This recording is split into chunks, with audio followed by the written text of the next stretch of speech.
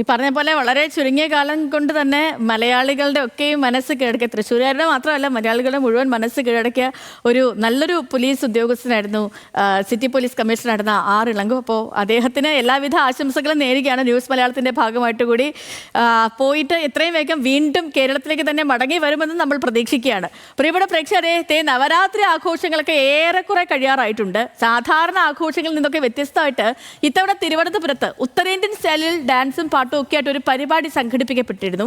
പരിപാടിക്ക് വേദി ഒരുക്കിയത് തിരുവനന്തപുരത്തെ കഴക്കൂട്ടത്തെ ഒരു കൂട്ടം ഇൻഫ്ലുവൻസേഴ്സ് ആണ്. അപ്പോൾ നമുക്ക് നോക്കാം.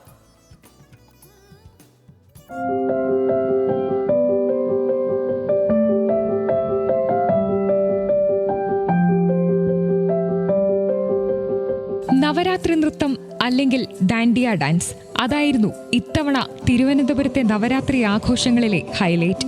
വീട്ടിലെ ആഘോഷങ്ങളും ബൊമ്മക്കൊലുവും മധുര വിതരണവും മാത്രമായിരുന്ന തിരുവനന്തപുരത്തെ നവരാത്രി രാവിനാണ് ഇതോടെ മാറ്റം വരുന്നത്. വെറുതെ പോയി ഡാൻസ് കളിക്കാമെന്ന് വിചാരിക്കരുത്.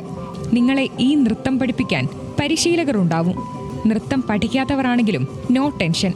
നമ്മുടെ ഒരു കോൺസെപ്റ്റ് എന്ന് പറയുന്നത് family and ladies exclusive event. അവർക്കൊരു ഫാമിലി ഫംഗ്ഷൻ വന്നൊരു ഫീൽഡിൽ ഇങ്ങനൊരു പ്രോഗ്രാം എൻജോയ് ചെയ്യണം എന്നുള്ളതായിരുന്നു. നമ്മൾ ട്രിവാൻഡ്രത്ത് നല്ല രീതിയിലുള്ള ആർട്ടിൻ്റെ ഡിഫറെൻ്റ് ആയിട്ടുള്ള പ്രോഗ്രാംസുകൾ കൊണ്ടുവരണം എന്നുള്ളതാണ് ഞങ്ങളുടെ എയിം. പാട്ടും നൃത്തവും ഫുഡും സ്ത്രീകൾക്കും ദമ്പതികൾക്കും ആഘോഷരാവ്.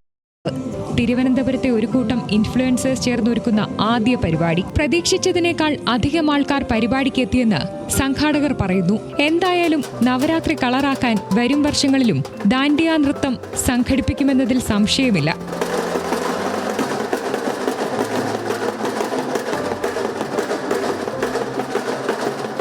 ന്യൂസ് മലയാളം, തിരുവനന്തപുരം.